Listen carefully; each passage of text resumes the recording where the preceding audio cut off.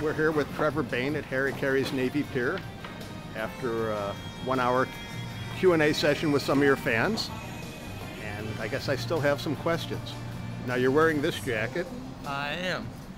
It matches the ring, so we like it. It looks pretty cool, man. I'm good with both of them. Okay, so have you taken the jacket off at all since you won? I slept in it last night. No, I'm just kidding. I did sleep in the ring, though, because this is my reminder right now that it's reality. Every time I wake up and I wonder if I'm dreaming, I look down and see it, and maybe here in a couple weeks we'll be able to take it off, and after it's soaked in a little bit. I was going to say, how's that when you want to grip the wheel?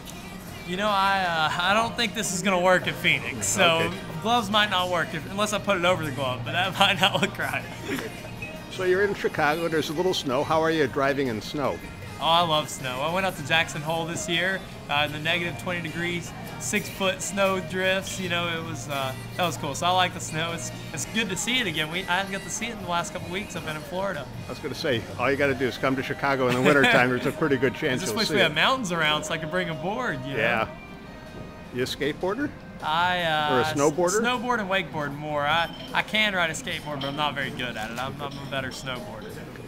But you're actually an athlete. Once upon a time, a quarterback, correct? Yes, sir. I was a quarterback till I was 10 or 11. I can't remember. It was little league stuff, and I loved football. I mean, I wish I would have still been able to play a little longer, but there was a time when I had to make the choice on racing or football, which one I wanted to do, and I went with racing.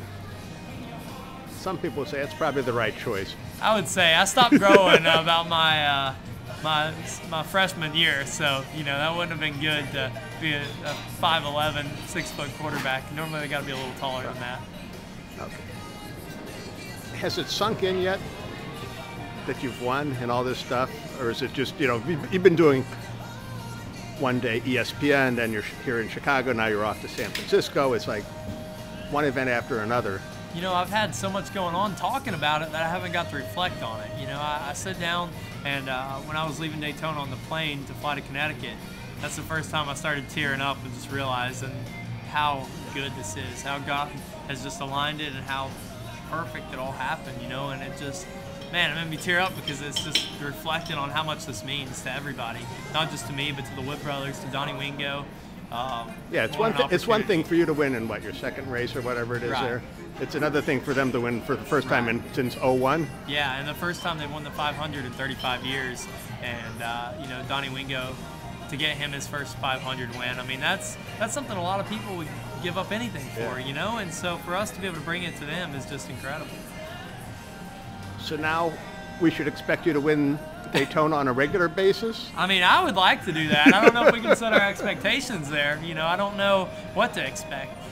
This just shows us that we're a very solid organization, that we can win races, but we got to keep our expectations realistic. Like I was talking about earlier, we can't expect to do this every week because it's not reality. Right. We should have finished 15th. Well, our car was fast enough to win. We should have won the thing like we did, but as a rookie, you can't depend on those 14 car crashes. Well, even without that's part of the race. You got to stay out of those at Phoenix. I'm sure there's going to be at least 14 cars out there, so that is part of it. But it's just not normal for a rookie driver with a new team, or not a new team, but new to me, to come in and do this. Now, you mentioned you don't have a girlfriend. Something tells me there's going to be a very long line. Yeah, I don't know what'll happen. The girl I was dating actually moved to India for the last 3 months to do missionary work, which is unbelievable. That stuff is really incredible for people to give up everything to go do that. But I don't know what's going to happen. I'm good with where I'm at right now, and we'll see if we get the line built up here soon enough. Okay. Now you'll be back in Chicago, but next time probably behind the wheel of a car. That's where I like to be. Right. I love the city. This is actually the first city I ever flew to. I flew here when I was 14 years old to meet Ed Renzi, who was the president of McDonald's USA a little while back, and the president of the guy Wayne Ederer, who was the president of Texaco Haviland at the time. We were meeting up, and that's the first place I ever flew to. So flying in here now, it was really cool to see that. And to fly in as the Daytona 500 champ. Yeah, a lot's changed since I was 14. You almost didn't need an airplane to fly here, right? I know, right? Just flap my wings and come on. So realistically,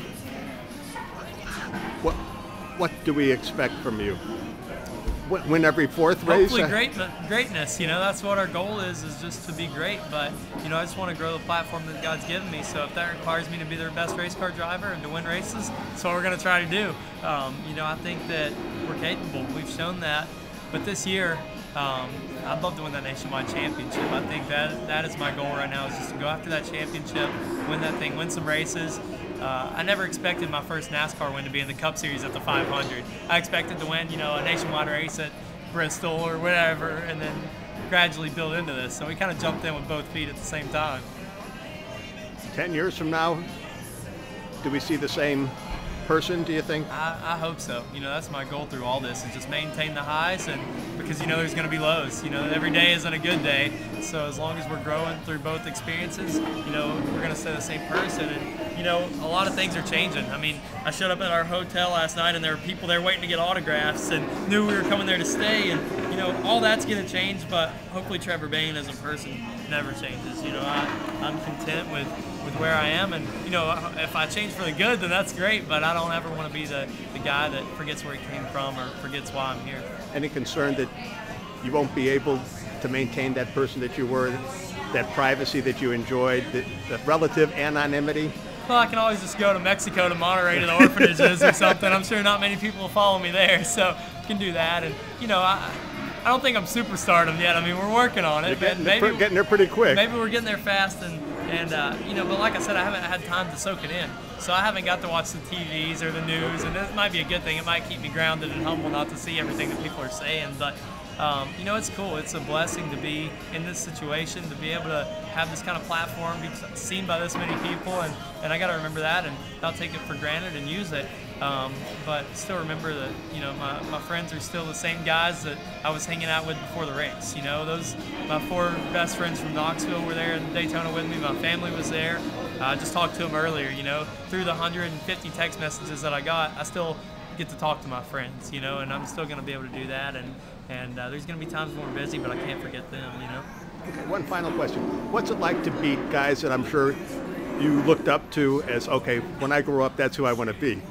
It's crazy. I mean, Jeff Gordon, for him to come and want to work with me, to take a leap of confidence to me, to come to victory lane to congratulate me, it's crazy. I mean, I can't describe it. And, you know, Carl Edwards, I remember the first time he called me, my friends were sitting there like, dude, that was Carl Edwards that just called me? What is this? You know, like, what's happening? And I was kind of starstruck by it, and now just talk to him like, hey, Carl, what's happening, buddy? You know, and hey, Biff, what's going on, Greg? And, you know, just Jeff Gordon, talking to him and just becoming on that personal relationship basis with him, it's crazy.